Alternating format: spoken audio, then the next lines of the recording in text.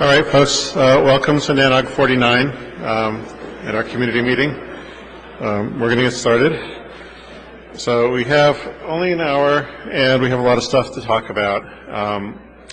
One of the things I'd like to do, though, is since a lot of people here are interested in transition stuff, and that's going to probably take us a few days to finish talking about. We're going to do the other business first, get through it. I don't think there's anything really exciting or noteworthy in there, but we need to do it. It's part of our standard business. So I'll start off with the steering committee report. Dave will talk about the program committee, Mike about the communications committee, and Chris about the marketing working group. Then we'll hear from Andy, who will give us the merit update. After that, we'll start talking about the transition stuff and devote the rest of the session to that, as well as the track that we have scheduled for tomorrow afternoon. So with that, let's go ahead with the, reminder, this is a meeting for all of us. We want a dialogue rather than a lecture, so if you have questions, please step up to the mics, with the caveat that we're going to keep the transition discussion until the transition part of the program. Steering committee report. I am Steve Feldman. I am the chair of the steering committee. That means that I get to spend a lot of time herding other people around and getting things done. If you see people wearing blue badges like this, that means we're on the steering committee, and if you want to talk to us about things, please feel free to do so. We're here to listen to you. You elected us for a reason, we hope, and our job is to be responsive to what you, the community, want. There's also a few people who are non-voting members of the steering committee by virtue of the other committee chairmanships they hold. They're listed here as well. And these people are always in our meetings and always have a voice in what happens.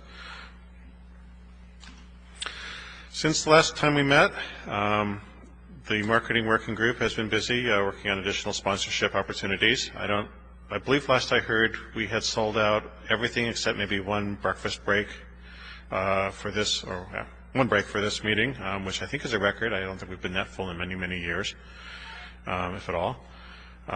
We started work on the Postel Network Operator Scholarship for this year.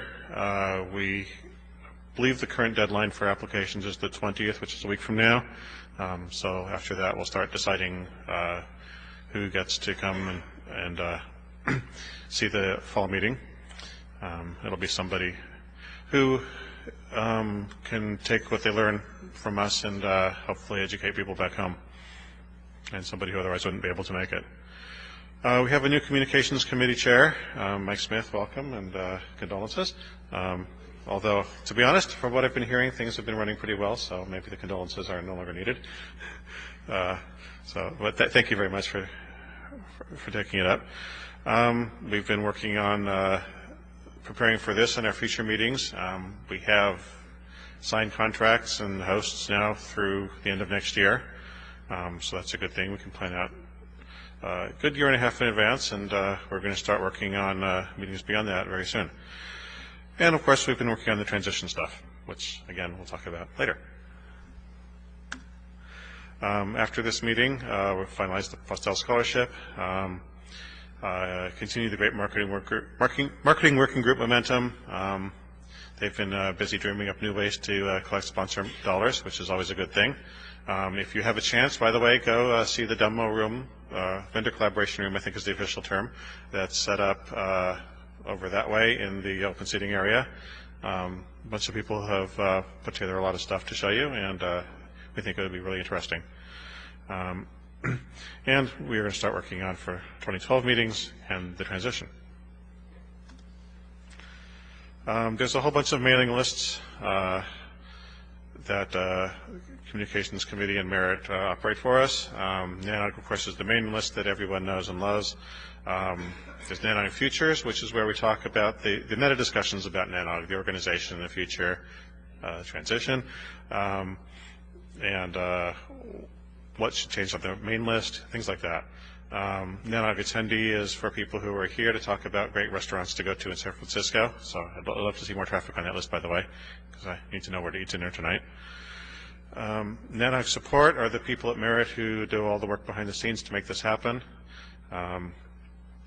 You submit your slides to them, or at least you used to, is to excuse me, talk to them about hotel logistics and basically anything else that happens behind the scenes.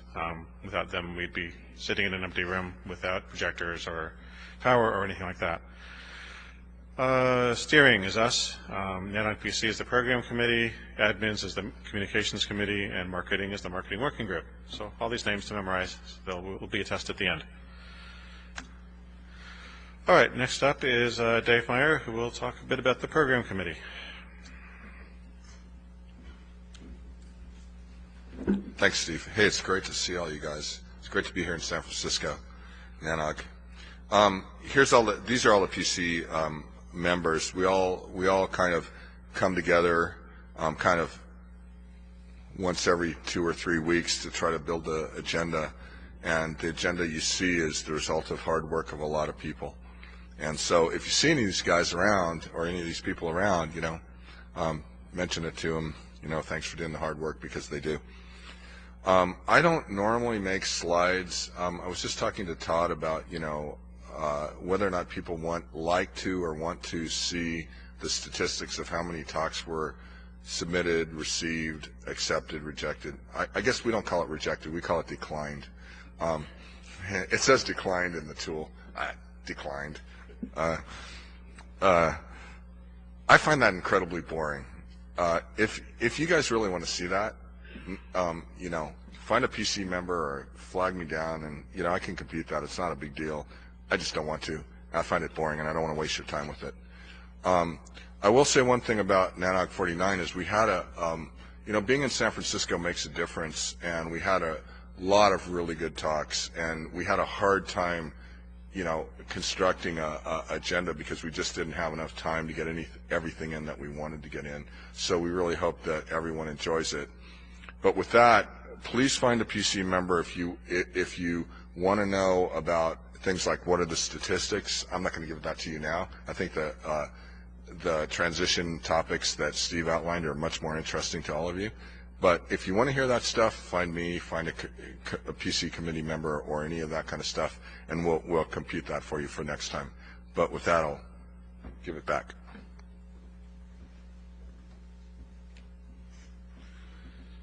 Thanks, Dave. Next up is the communications committee. Hi, everyone. With apologies to Dave, I have 2 stats. So there were approximately 600 messages to the list since the last NANOG, and out of those, the Communications Committee moderated 6. So it's a very small number. We try to keep our hands out of the pie as much as possible. There are 3 people that had their posting privileges revoked. If you'd like to talk to us about any of the policies that are related to how we do those things, the best place I would think would be NANOG Futures, which is unmoderated, so you can say anything you want. We also have the lovely red target walking around, appropriately enough. And you can also email admins@nanog.org. Thanks. I suppose this would be a good time, I should have done it after mine and Dave's, to ask if there's any questions about the stuff you've heard so far. If I don't see anybody at the mic, so I'm guessing that means that there aren't any, but I wanted to make sure to offer. Oh, we got one. I have a question via AIM, and the question is there a jabber room or some other way for someone to raise questions via remote participation? And the answer is, heck if I know, so I figured I'd jump up to the mic and ask. I will defer that to the communications committee. We have a mailing list. No, we don't have a jabber room, but that's certainly something that we would love to do. We just haven't had a mandate to date. Okay, so I'm going to go out on a limb here and say my AIM ID is KE4DJT, and I'm going to move closer to the mic, and everybody who's watching on the stream, I want you to all jump on me at once, and when I get back to my laptop, I want to see like 35 or 80 windows open with questions for me.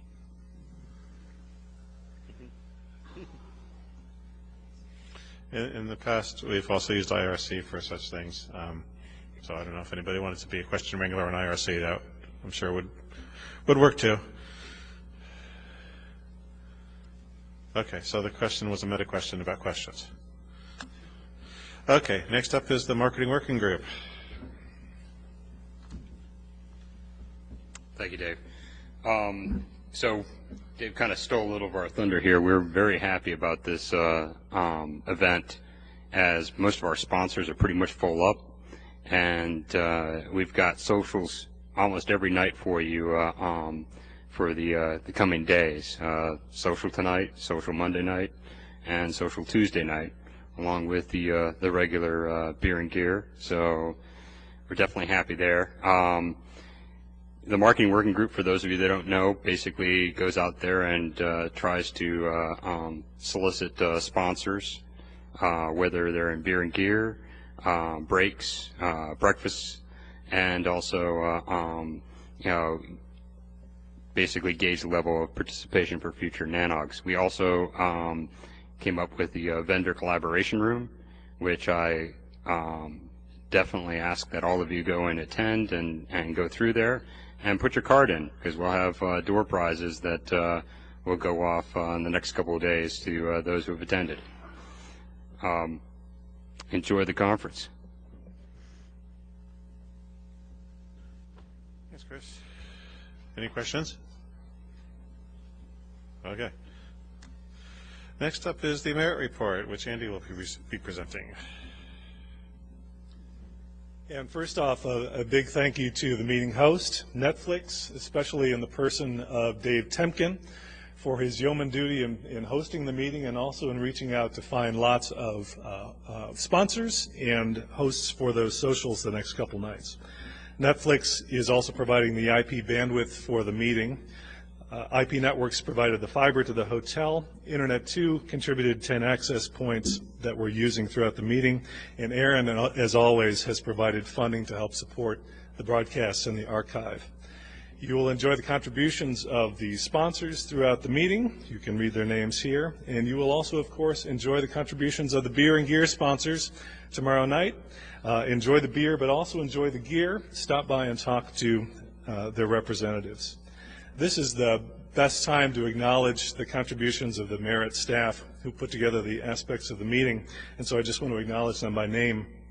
With us at this meeting are Larry Blunk, Dave Gilbertson, Sue Joyner, Dawn Kahn, Carol Wadsworth, Mike Zawacki, and we're joined by Pete Hofswell from Davenport University, Fawn Callan from Western Michigan, and Anton Capella from 5/9's Data. Yes, thanks. As of about 12:30 this morning, this room was the scene of a very beautiful wedding, so you can see the work that's gone into transforming it. I wanted to give a few stats, just some comparison with the Austin meeting, NANOG 48 in February. At that meeting, we had 452 total attendees, which was about the average for the previous couple of 3 meetings. Compared to here in San Francisco, as of last night, we had 561 attendees.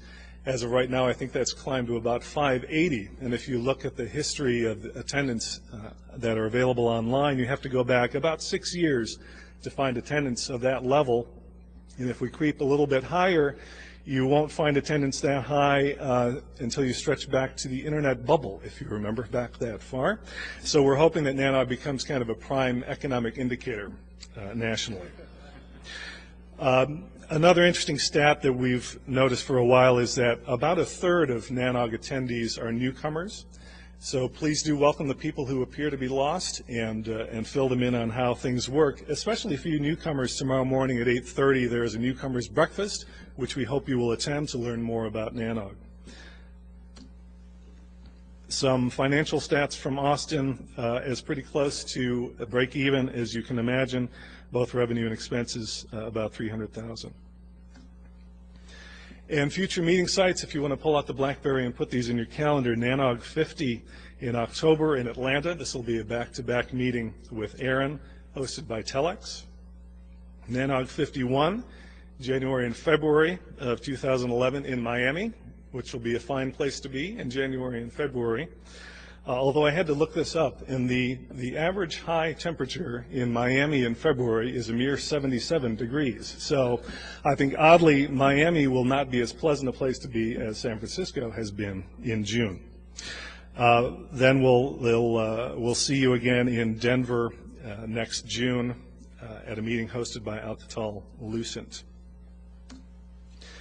A final update, there will be a brief outage of the NANOG website and email list sometime at a date to be announced during the summer as we relocate the servers. So you can look forward to that. We'll announce it when the date is known.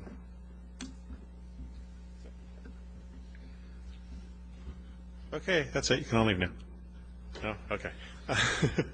All right. Now we're going to move to the transition part of the program, and I'd actually like to ask the other SC members to come on up and help me out on this, especially when we get to the question and answer part. I'm going to zoom through some slides. Hey, come on, SC members up here. I'm serious. I'm going to bring. Yeah. Either way. All right. Oops, that was not what I meant to do. All right. Bear with me while they shuffle chairs and I shuffle slides. Oh, I remember why. It's a different deck.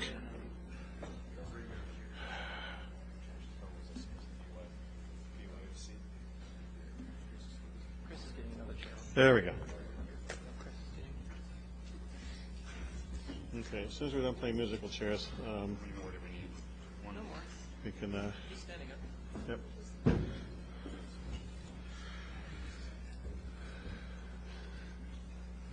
Okay, I think we got this under control. So I'm going to read through some slides. We can try to answer questions as we go through, or we can save them until the end, I guess, whichever works out best for you. Since we do have somewhat limited time this evening, we're not going to try to present everything, but instead what we're going to try to do is give an overview of what's going on, and then tomorrow during the track we'll be going into more details, a lot more details, and that's where we can start digging down into how things are really planned to work. So you may not get everything you want to know today, but we will see what we can do. All right, rules of engagement. Thanks to Sylvie, by the way, who put together these slides with help from a lot of other people. So I'm mostly just reading them. Other people did the hard work of creating them. So today during the community meeting, we have about 30 minutes to work with, maybe a little bit longer since we rushed through the other part. So we'll go through the presentation we have and talk about what we presented.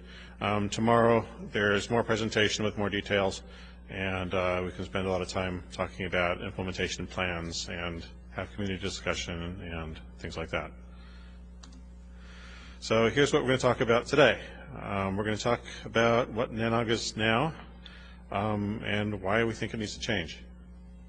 And then we're going to spend some time talking about what we want it to change into. And finally, we will talk about how we would like you to help us. So, today, NANOG's mission is to provide forums in the North American region for education and the sharing of knowledge for the Internet operations community. That's been the case pretty much since its inception. It's a fine goal, and one that we intend to continue. Bridges technical staff of research, operators, vendors, we have forums for sharing of knowledge, usual. And the way we do that right now is through holding conferences like this one and a big mailing list. The conferences are programmed by the program committee. Merit handles the logistics.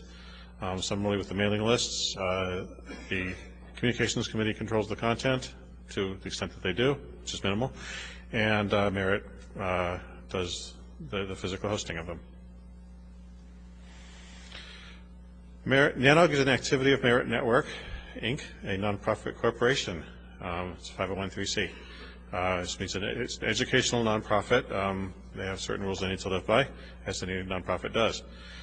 Merit provides staff to do a lot of things for us: conference logistical coordination, registration services, financial management, hosting of the mailing list, support of and relationship with the SC and PC chairs, and the Merit staff serve as voting members, actually, that's incorrect, on many of the committees. The point in yellow at the bottom of the slide, which is visible, is a big important thing. Merit's primary responsibility is to their membership and their board of directors through that. That means that anything that, as a steering committee or program committee or whatever, we think we want to do, Merit has the ultimate authority based on their criteria. That their job is to be responsive to their membership. That's the way it is. That's the way it should be. But that does have some implications for how things work for us.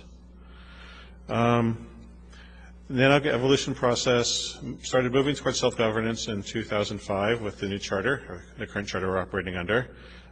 We've had a lot of success since then. We have a program committee that is responsible for the conference content. We have a communications committee, formerly known as the mailing list committee, which manages the mailing list, that performs its job of minimal moderation while trying to keep things on track.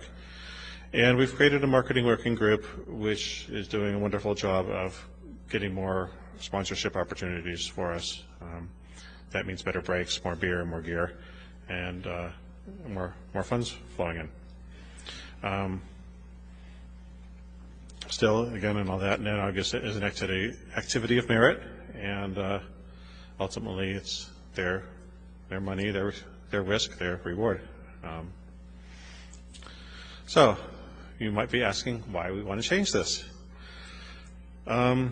We have a working governance model. We've demonstrated that clearly, I think, over the last few years, but we have limited ability to act.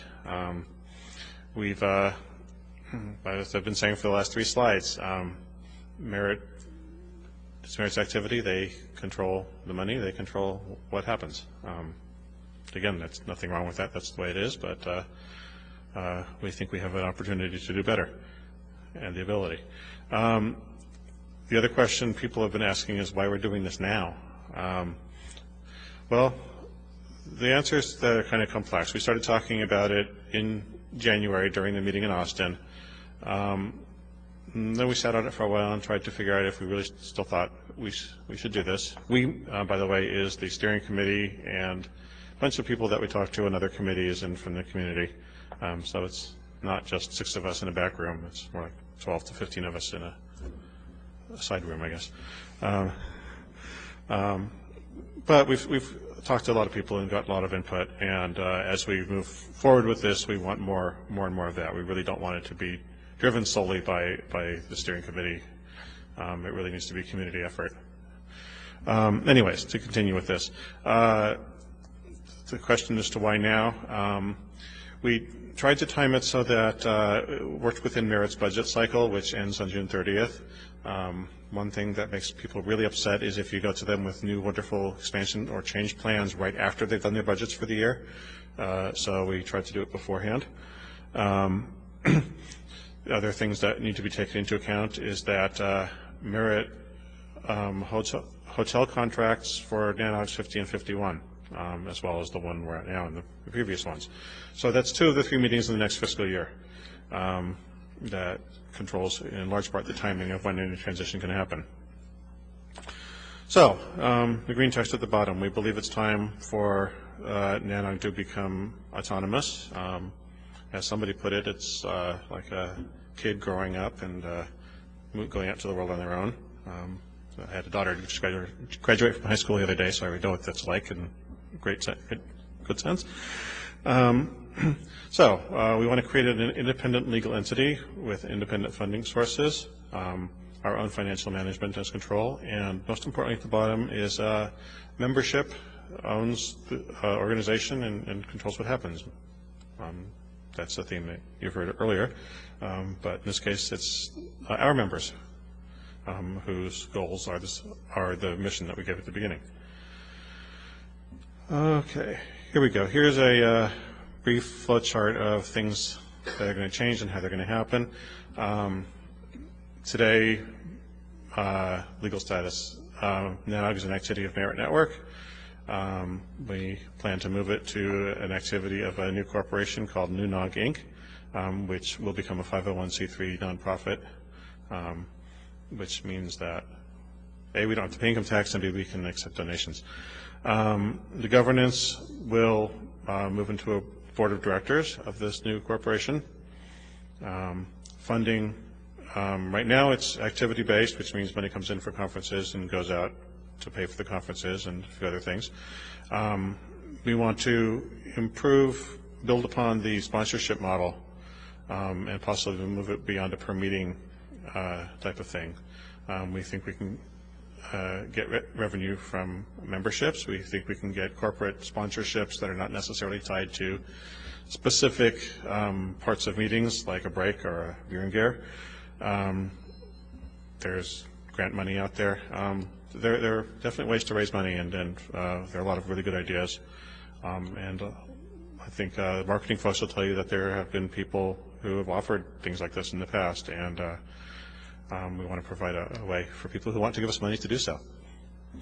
So I'll just add, it's not in here, but what that means for us is that we have, with increased revenue from non-registration fees, that means that we get to keep registration fees at a reasonable level as perhaps the cost of hotels goes up and the cost of cookies goes up and things like that.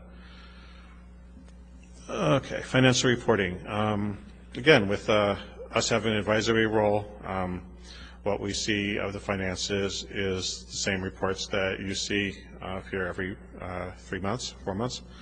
My understanding is that NANOG is not a separate bank account or pseudo bank account within Merit, but it's funded like any other project and budgeted in that way, and so on. By taking it into ourselves, that means that we will see everything and we'll be financially accountable to our membership, which we hope to be you guys. Staffing, right now, all the hard work here is done by the Merit staff. And I want to reiterate that I think Merit has done a really good job with all of this. And what our plans are in no way a reflection on the people who make all this stuff here and the meeting happen for us. Again, without you, we would be in a bare room with no AV and nothing, no cookies. So we intend as a new organization to have a limited paid staff, probably an executive director or something like that. Maybe if we need to, 1 or 2 other people to handle stuff, but to contract out most of it. Really don't need a full-time event staff to throw 3 meetings a year. So we don't think we need to do that. So there's potential for efficiencies there, we believe.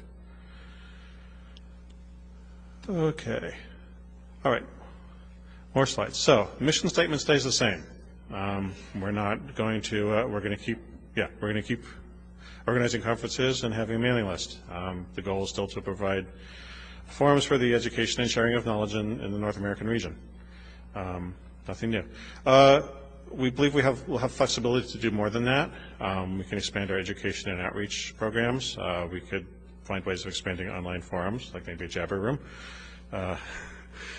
We could explore. There's been some interesting stuff on the futures list recently of things like publications or certifications or things like that. These are things that moving more towards a, I don't want to say professional organization because that actually means something in IRS speak, but more of a group of professionals with a goal towards educating people that we can accomplish if we have the resources to devote to that.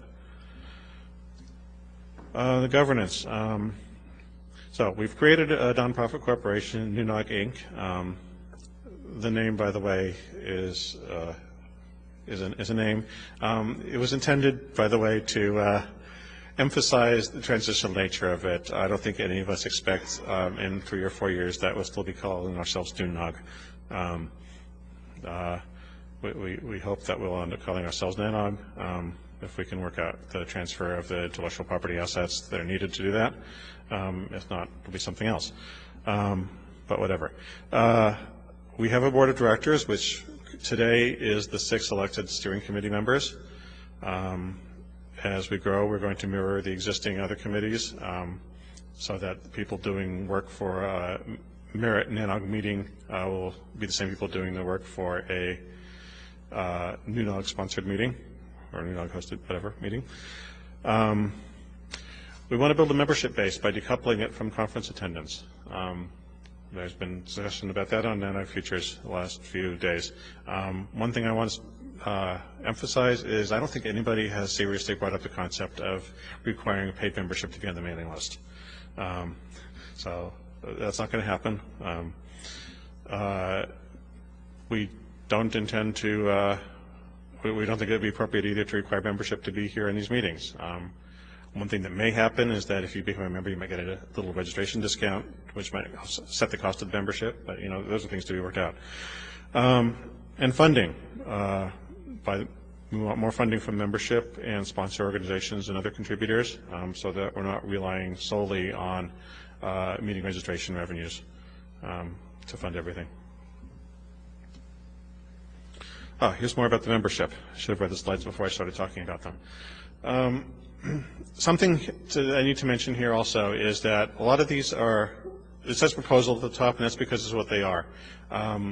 We on the board and advisors we've been talking to and people from the community have thrown out ideas, which are going to seed some discussions, but we're building some committees which will actually come up with real concrete proposals for what bylaws should look like, how membership should work, and some other things which I'll get to in a little bit. Those committees are going to be chaired by people not on the board or the steering committee, and I very much hope that the majority of the people on these committees will not be us. We really want this organization to be what you guys want it to be, and to continue down that road. We think that model worked out quite well during the transition back in 2005, and we want to see it happen again. So, that said, our ideas for how things ought to work.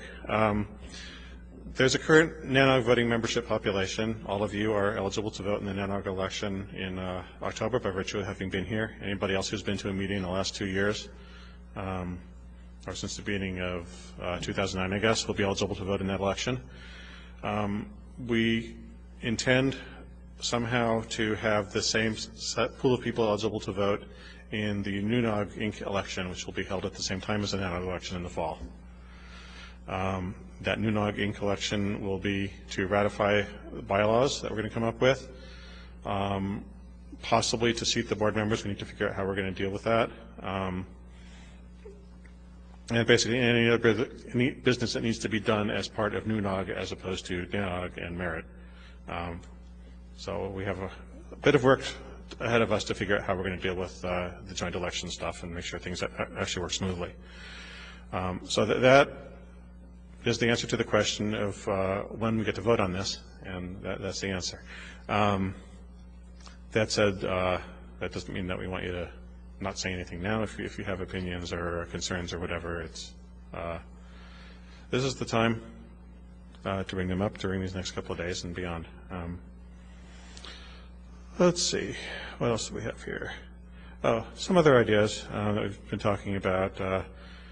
One of the big ideas, big reasons for wanting a membership is that there are people who would like to be eligible to vote who aren't because they haven't attended a meeting. They participate in the mailing lists, they do other NANOG stuff, but they can't physically make it here. We want to enable them to vote. Being a member will probably involve paying some dues.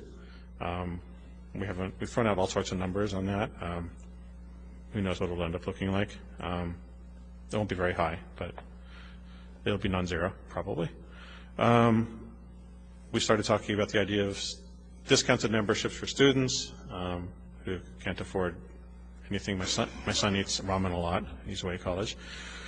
So I doubt if he could afford membership. Let's see. Members get voting rights in NUNOG elections, possibility of meeting discounts or subscription plans for members. That's the idea where you could like prepay in advance for end meetings and get a slight discount on that. And maybe other future benefits. I don't know, maybe a sticker you could stick on your business card or something. Let's see, conferences and lists. We've been discussing ways that we can change the way we fund the conferences, more money from sponsors and possibly from hosts. We think perhaps we can save some money on hotel costs. If we use professionals who do that sort of thing for a living. We want to outsource the dull stuff like registration management and on-site logistics, things like running the network and the wireless and all that. Again, there's no reason to hire paid staff to do it when you're only holding 2 or 3 meetings a year, and so we contracted that to people who are professionals. Mailing list, same thing, contract out the hosting of it, but keep community management, much as it is now. Contracted outsourced with performance obligations. That basically means that we're not going to set up the mailing list server in my garage and depend on my goodwill to keep it running. We want somebody whose job it is to do that, and if they want money to do it, we'll pay them. If they want to donate the resources, that's fine too. We'll happily take donations. But we want it done professionally. I mean, right now it's done professionally, and we don't want to change that. Here's a timeline. This is a question that a lot of people have been asking. We finally have some answers. So right now, you can see oh, it's orange and black now. It's changed colors since I saw this last. So the orange bar is Merit operating the meetings. The black bar is NANOG operating the meetings. You can see the gap between NANOG 51, which is the meeting in Miami in January, February, and NANOG 52, which is the meeting in Denver in June, I believe it is, of next year. So, and then you see, okay. So right now, Merit's running the meetings. Merit will continue to run the meetings as they have been for those that they have hotel contracts for. That's obviously the right thing to do. They have the liability. They need to control their revenue stream and all that. There's a red line in October, which is when we're going to have the election to try to ratify all of this and make it really happen. Starting with NANOG 52 in Denver, the new organization will be running the meetings. We've been talking with Merit about the possibility of having them provide the meeting services much as they do now for that meeting as well to ease the transition. We expect that'll work out, and we'll go that route.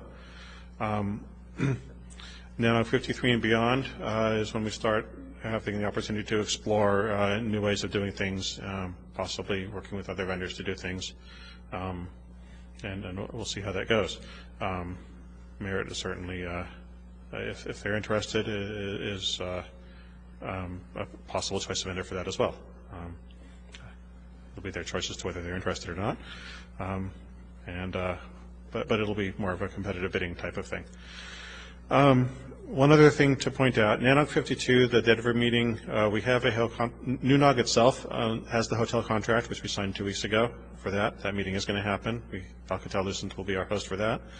NANOG 53, Aaron actually signed the contract for that meeting back a few months ago when we first started talking about all of this. We want to thank Aaron for going out on a limb doing that for us. We don't believe it's much of a limb because we think we know what we're doing here. But that said, Aaron did step up when we needed a quick decision and put themselves out on a limb for us. We appreciate that. And then beyond that comes 2012, which we will start planning for in the near future. So last slide in this part.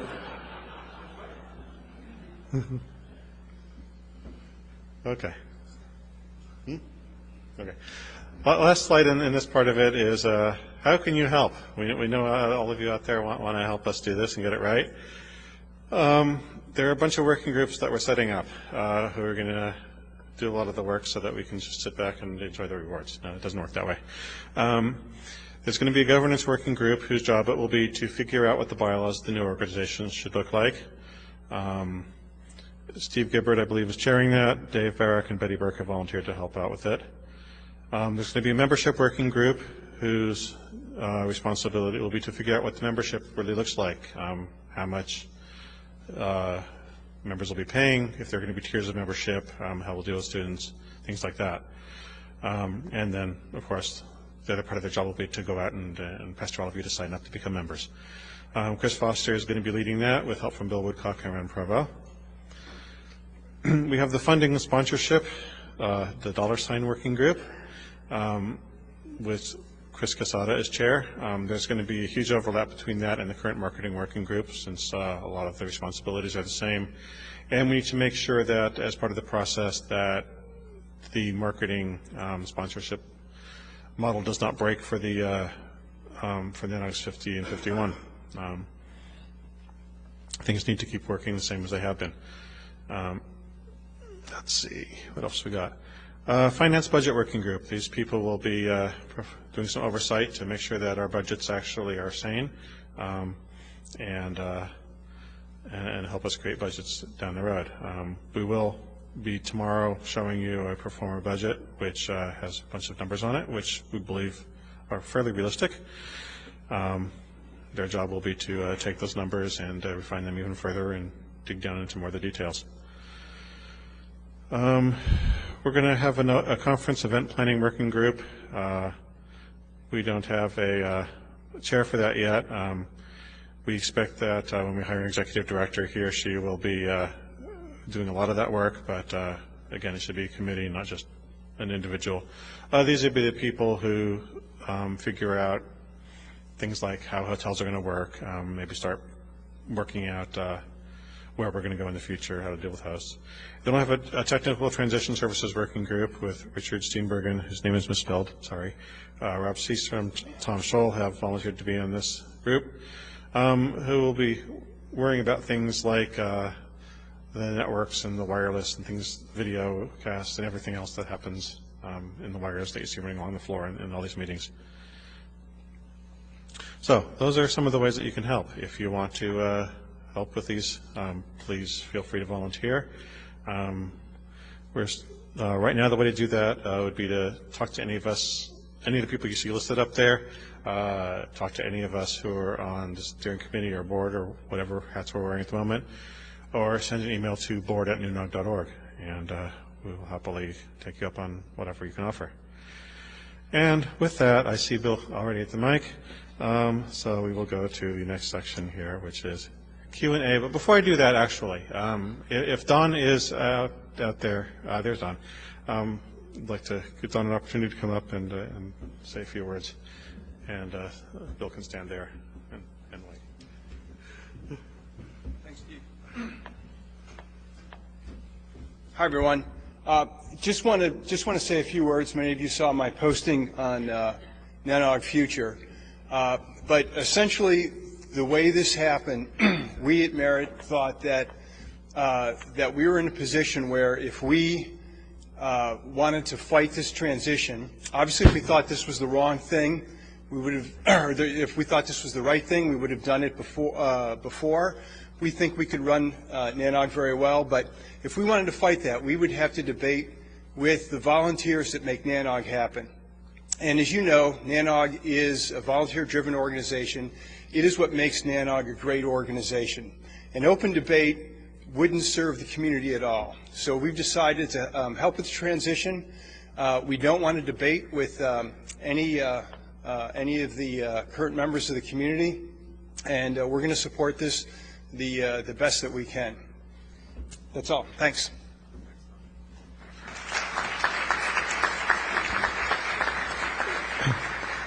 Thanks, Don. We appreciate that. I think you used the word differences among friends when we were meeting the other day, and that's really what this is looking like. We obviously disagree on whether this is the right move, but we agree that moving forward in a professional and friendly manner is much better than fragmenting things. So, Patrick, you had some questions from IRC, which you'd like to get in. Hello there. So the questions started with, will term limits of Merit NOG carry over to new NOG? And the SC has agreed to abide by the term limits. So for instance, Joe is term limited right now, and he will not be able to stand for re-election, although he has promised to help out anyway, which is really nice of him. The second question is, how does Merit feel about this? I don't think I should answer that. There are some letters on NANOG.org from Merit that you can read, or you can go over there and ask Don or some of the other Merit people. How about the IP space? Isn't it a reserved block?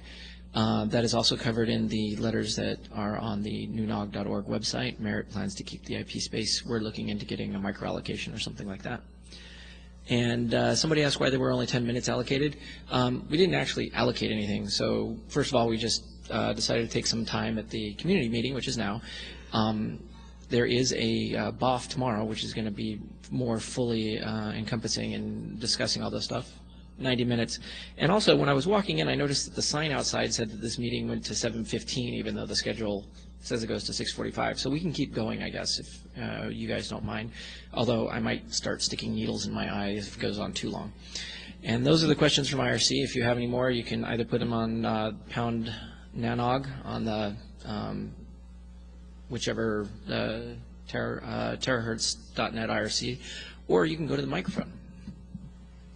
Okay, Bill, your turn. Thank you very much for sharing all this information. And I think I shared on the mailing list that this was one of the things that was discussed in even the very first steering committee meeting.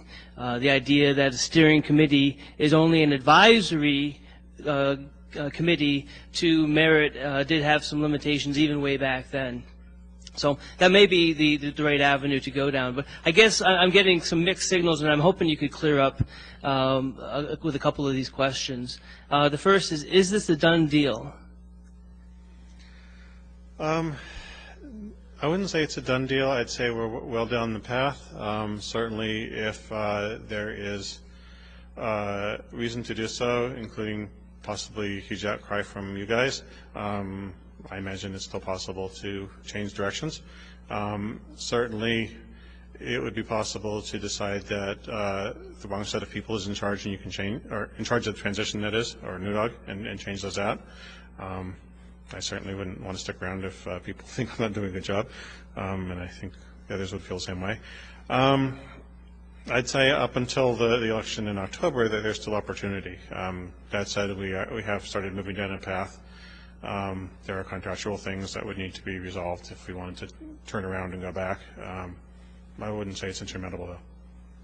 I guess the other thing is I think we really do need to see some financials. There's enough overhead in what you're describing as the replacement for the status quo that one could see the costs getting very quickly pretty high. And yes, I know you might be able to save some money on some hotel stuff, and you can do some tweaks here and there to adjust the cost structures. But at this point, it sounds like you're saying it's more or less a done deal. But we really don't know what this new overarching structure is. So I encourage you to include the community and as much information as you can about the budget requirements for this new body.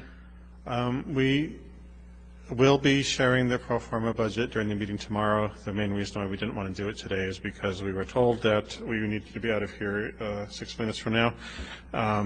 That actually turns out to not be the case, but that said, we haven't prepared in this slide deck the stuff that we would need to go over that. If you guys want to stick around for another hour, I suppose we could, but it also depends on whether the people up here can sit that long. Yeah, that's really all I have to say on that. We do have numbers. We do intend to share them with you. Yeah. If Dan's going to answer, I think Bill's question, I'll let him go first.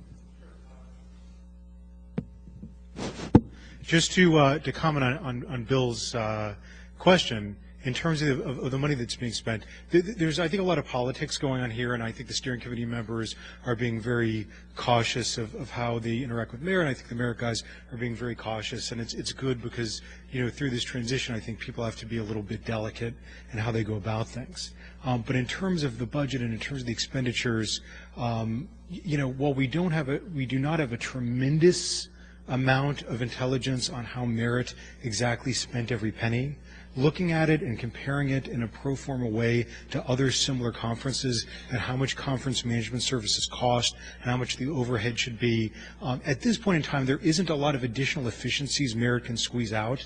If you compare it to maybe 2 or 3 years ago, there were some really big inefficiencies, but over the past 2 or 3 years, I think Betty in particular squeezed a lot of inefficiencies out.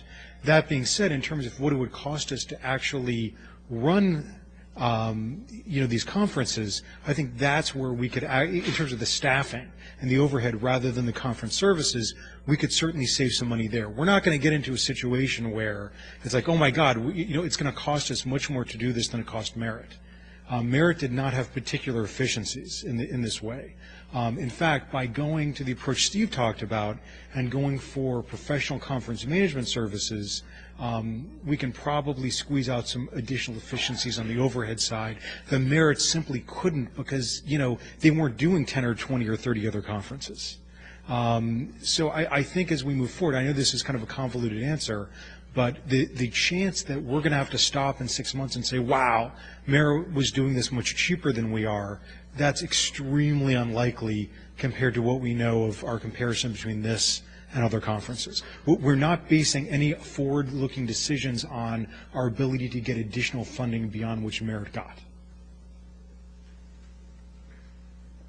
So I noticed on the emails that were up on the website that you guys wanted $30,000 to transfer the name NANOG and the domain, and I'm wondering where that number comes from, why you think the NANOG name is worth $30,000, and if it might make more sense for us to come up with a different name rather than pay that, or where that number is coming from. Because just in theory, just looking at the domain, we kind of appraised the domain a little bit, and it kind of came out to about $340.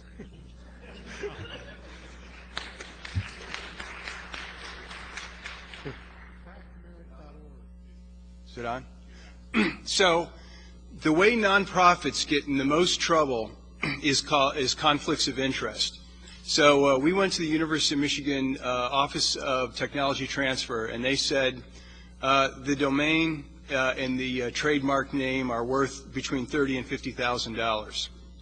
And so if we gave the name and the domain to the new NOG, somebody who attended a meeting at some point, somebody who was on the steering committee 5 years ago, could raise a stink and say, you gave it to them, you should have given it to me. So if we have a hard documentation and an exchange at market value for something of value, then both organizations are protected. Now, yeah, we put a price tag of $30,000, as we said with Steve and Sylvie. Well, we could say that you start paying that once your reserve gets to $100,000 or $200,000, or you could pay $1,000 a year or something like that. But the idea that there is an exchange of something of value that's documented protects us both. Randy, you're next. Randy Bush, IJ. I don't give a damn what it's called. Call it fracmerit.org for all I care. The gentleman who got Nobel Prize for Economics said it'd be good if banking became boring again. This should be boring. We shouldn't be interested in it. I will look at the financials, and I actually know how to read a balance sheet, but I have work to do first. And if I want to do it, you've got a nice little committee I can go to and ask stupid questions. Having this happen in the community meeting is fine, and I support it. Having it take BOF time during the week, no, I don't. I came here for technical content, and we shouldn't be going down rat holes of self-doubt and stupidity over what it isn't doing. This organization isn't even Business 101, it's Business .05.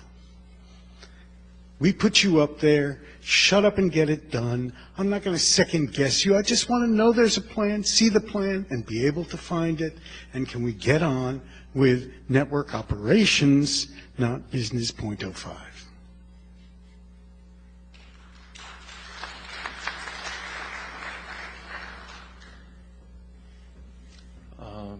Paul Vixie, Aaron, Board of Trustees. I heard Bill's question, is this a done deal? And I want to say Aaron signed a hotel contract in order to facilitate this. We did not in that moment intend to take sides or say that this should be done or shouldn't be done, but it looked like it was happening and we were happy to help, etc. We are now carrying that contract as a liability on our books, and we're really counting on somebody to come fill seats in that hotel, otherwise we're going to be out the money. So just wanted to say I hope something happens. And thank you, Paul and Aaron, for stepping in and doing that. We do appreciate it. That means there will be a meeting in October of next year. Joel. Joel Yegley, former PC member for 4 years, I guess. But my observation would be, having watched the governance and voting process in NANOG, is we only get one shot at this once a year, which is we vote at the fall meeting.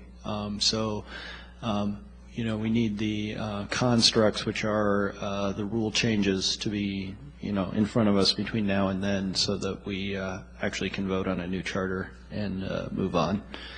And the other observation I would make is, since we're booking hotels and things with long-term future liabilities, that's really what this is about in terms of the organizational construct that's created. And so we'll actually rather quickly arrive at the point of no return on this, because we will book a hotel for some time in, the end of 2011 or the beginning of 2012, and that will be, on somebody's books.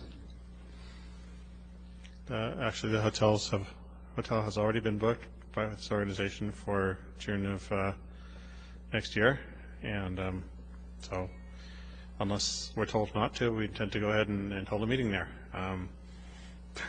If we needed to cancel, I imagine there were ways we could deal with that, but I certainly don't want to see that happen.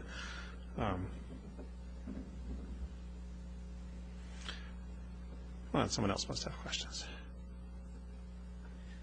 Duncan Ng. The biggest question that, as I've been reading along the mailing list and discussions back and forth, it all breaks down to why.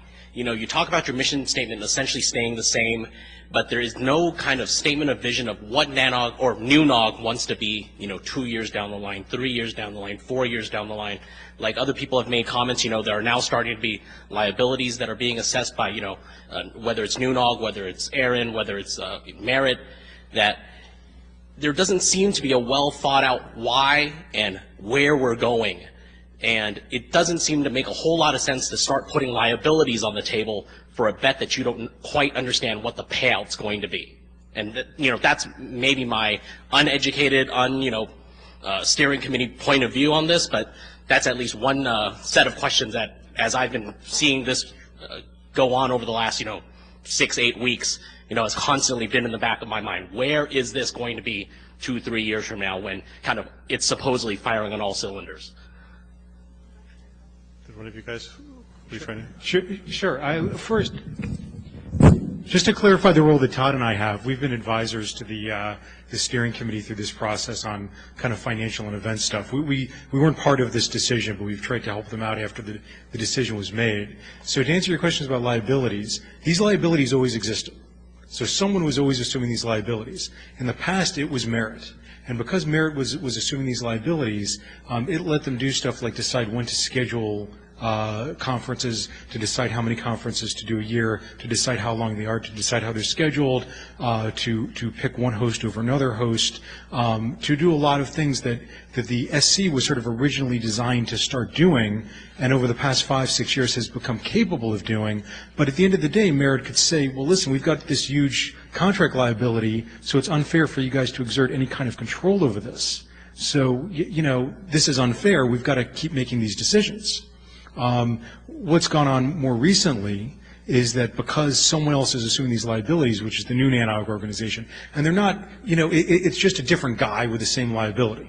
Now the SC can start making these decisions for us, and we elect them, and they're responsible to us, and that's sort of how it works. In terms of why now, I don't think it's particularly. I don't think a meteor dropped and hit somebody on the head. And I think people in here have been SC and PC and marketing committee and communication committee members for the past 5 or 6 years, and hosts can talk about this. Again, there's a lot of sensitivities going on, but NANOG has traditionally, Merit has traditionally been a little bit hard to deal with, and depending on how close you are to the situation, especially for some of the hosts, it's been very hard to deal with. People can tell you stories. Now, they've done a good job, but there have been a lot of minefields, and it's difficult. And at the end of the day, Merit is responsible to Merit. They're responsible to Merit's members. No one here is a Merit member. No one here has any say. They have a mission. We are not part of that mission. They have financial responsibilities. We are not part of those financial responsibilities. It took a long time to get the NANOG government's organization, in a good spot. It's there now. They're ready. Todd, what do you think? Well, so I wanted to specifically address the question because I think it's a good question, and Dan sort of answered it of why now. The closer, so NANOG governance is now, I think, reached a point of democratic self-sustaining. We've had 2 or 3 complete swap outs of the entire leadership since the last major transition 5 years ago. And now, at some point you could have said, oh, it's about these people. These particular people are doing a very good job of leading NANOG. But now I think all of us have this level of comfort. Actually, it's about the sort of institution and set of processes we've built.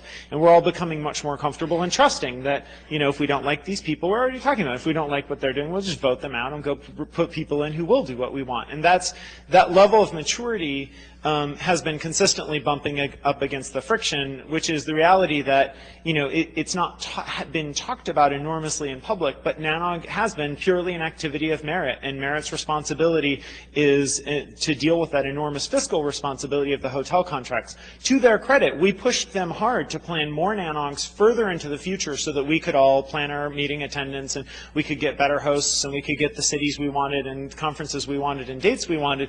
But then on their books, they see that future liability going up, and their level of nervousness goes up, and their level of comfort goes down. So I think at this point what happens is there has been a natural divergence of time of the perspective of how NANOG does and should work. The steering committee, as they become more responsible, as they become more in control in their perception of what's going on at NANOG, get more and more frustrated by the fact that the legal and fiscal reality is that NANOG is controlled by Merit. So, and again, it's not something specific wrong that anyone did. It's just been a long-term maturity of NANOG. That's my perception, at least. I'll just add to that with my perception, and this is just me, that I would much rather be doing this now when things are relatively calm and at peace than trying to do it during a time of turmoil when there are many other things going wrong that we need to worry about. If we had tried to do this during the transition back in 2005, was it? I think it would have been much harder. Sure.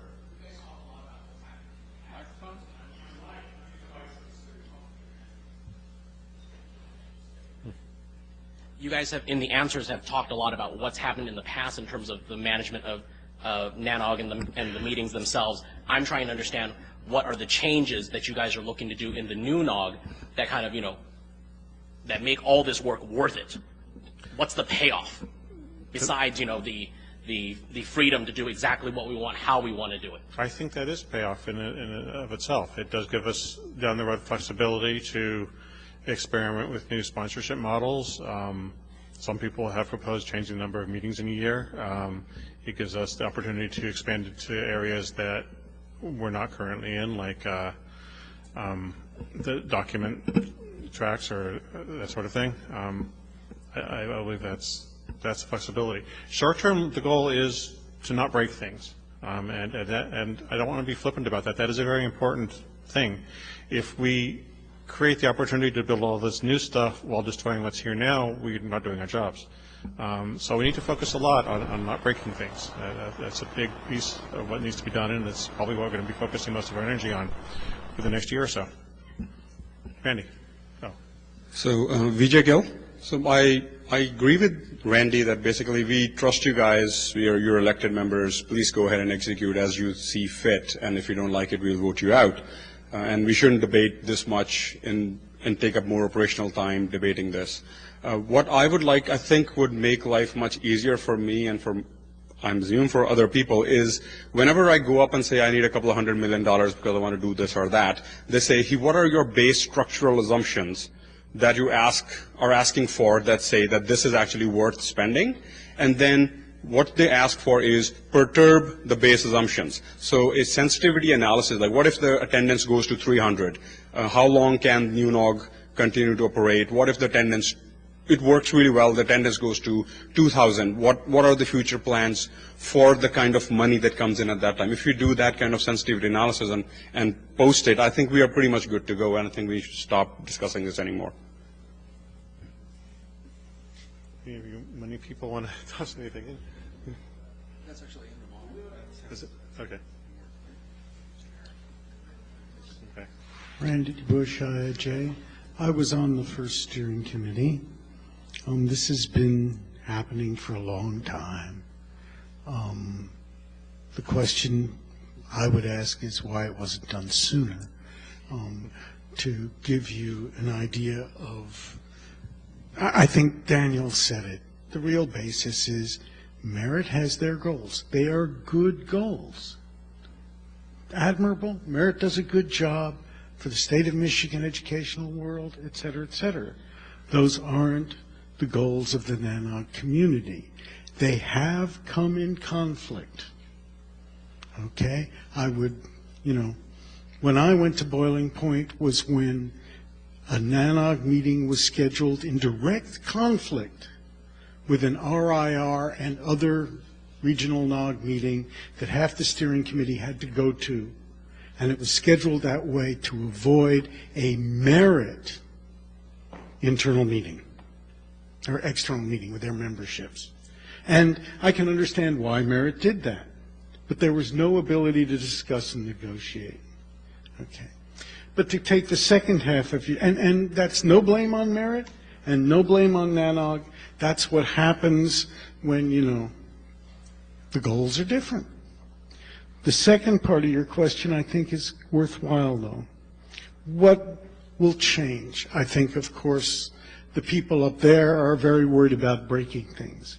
But there are things that really should be changing and we can work on. And one of them kind of pokes to Vijay's question about, sensitivity analysis of finances. We've continually scheduled meetings based on finding some random host, and we end up in wonderful cities like Albuquerque, and not very many people come. And we hold them in San Francisco, and wow, we're just surprised we have so many attendees. Wow. I mean, it's like I went to a V6 meeting last week, and I found out we're running out of IPv4 space. It's an absolute shocker. So there are ways we can change things when our goals are, and that's just one example. And I don't want to bring up a bunch because all it does is bring up bad blood about the way things have been run and decisions. But I think there are significant ways that we can evolve and change how we actually run the organization. And just to be clear, I said it on the list, but I should say it here. I think membership plus attendance model is, I can't name the number of organizations that do it that way. Thanks.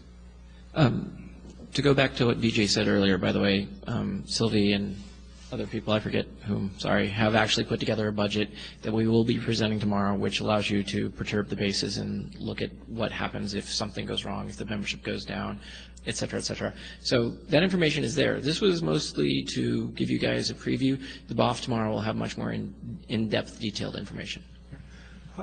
By the way, in terms of future things that people have suggested, and I'm not saying I like any of these because some of them I like and some of them I don't like, but things that have been suggested like on the NANOG futures list and sort of in the halls, and I think people should brainstorm this and try to think of more things. One was BCPs. Another was doing more professional development stuff. Another was more of sort of a common core network engineering education. I think there's probably 5 or 10 more things that people would think of. I think these guys are concerned with not breaking anything during the transition, but I think a lot of people out here should be thinking about, in a year or two, when this transition is fully done and nothing is broken, and, what people would like to see, and if people would like to see it, maybe they should start working on it. I certainly think that we shouldn't wait for the steering committee, but if someone wants to start a BCP working group, or if someone wants to start, a network engineer core education working group, or whatever, people should just stand up and say they're going to start working on it and recruit people and start working on it, because I think once we've got our own organization, all of that stuff becomes a possibility. Interestingly, apparently my microphone doesn't like me. Interestingly, I got a text message with a new comment. You people are impressive. I don't even know who did it because apparently that number is not in my address book, so you might want to tell me who you are. But it is a reminder that, and Steve said this earlier, but a reminder that for people who just come to the meeting and are on the mailing list, if they're not involved in NANOG Futures, if they don't come to the community meeting, if they just, show up and go to the plenary, they shouldn't notice anything happen. This is going to be a no-op, or at least that's the plan. You're just going to show up next year, it's still going to be NANOG, and it's going to look just like it was before, like I said, or at least that's the plan. If you'd like that to be different, then you should join one of the working groups and see what you can do to change things. Thanks. Leo Bicknell, ISC. I think this is largely a natural progression. And I think part of the answer to why now is you have to have people in place who want to make it happen. And so if we have that now, that makes it the right time. I do think my concern is kind of similar to what Vijay articulated. While I don't follow this in great detail, I've heard stories of meetings gone by where various things have gone wrong and ended up costing lots and lots of money. And, on balance over 10 years, I don't think NANOG loses money, but certainly on any individual meeting, it could possibly go in the red quite badly. And so my worry in setting up a new organization is it dies a young embryonic death because, we pick a meeting location and 6 months later there's an earthquake in San Francisco falls in the bay, or BP spills oil, or whatever happens outside of our control. And I haven't seen yet a lot of planning or reassurances for sort of, the really bad things that can happen, and I understand some more is coming out tomorrow in the BOF. But to be truly supportive of it, that's the piece that I feel I need more information on. For events that are truly outside our control, there are things like conference cancellation insurance, which usually run fairly cheap. It's like $1 on $100 per outlay. Sure. Those are folded into the budget. Absolutely, and I think I'm more concerned about, I know instances before where NANOG has ended up costing, 50 grand more than anybody budgeted because whatever XYZ, cost money and stuff. But, when you don't have a reserve, one of the nice things Merit brings right now is they have a reserve.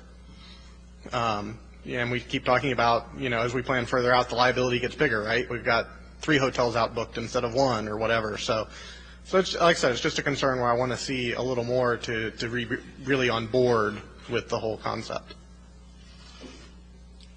2 things. Thank you for volunteering for the Finance Committee meal. And the second one is, hi, VJ. I know you were a business major. I wasn't a business major. So you have 2 volunteers right here. Well, thank you very much. What did you volunteer for, Randy? Yeah. I will say math is hard. There's a Macy's over there, so I'll see you guys. Okay, Karas. I am relaying sentiments from Dinesh Babuda. He'd like to say, as an outsider, his viewpoint is that independence is the payoff, and that we oughtn't be looking back, that we ought to be looking forward. NANOG has come a long way since it started, and in his opinion, the best thing to do for it is to look forward and work on structure that is sustainable. Oh, Todd was leaving, not walking to a mic. Okay. Yeah, that was good. How did RS get out of being up here? He's on the steering committee. That's true. All right, you get to give the presentation tomorrow. Okay, I'll do that. I was late.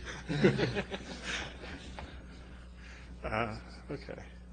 I don't see anybody else queued at the mics. Anything more on IRC? No. Okay.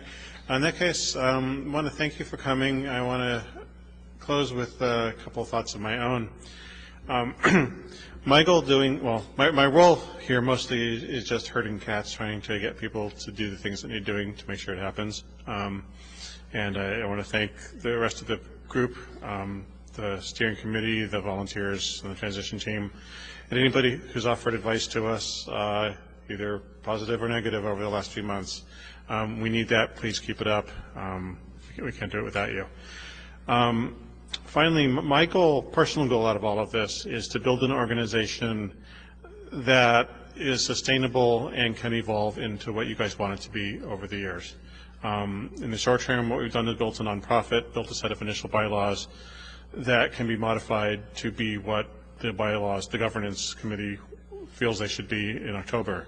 That's an example of that. Going down the road, we want to build something that, like I said, doesn't break NANOG the way we do our conferences and our mailing lists, and gives us a platform to innovate from there. I think we've started on that path. I think we have a good chance of success, and I want to thank everyone for being out there and supporting us. That's what we do. Thanks.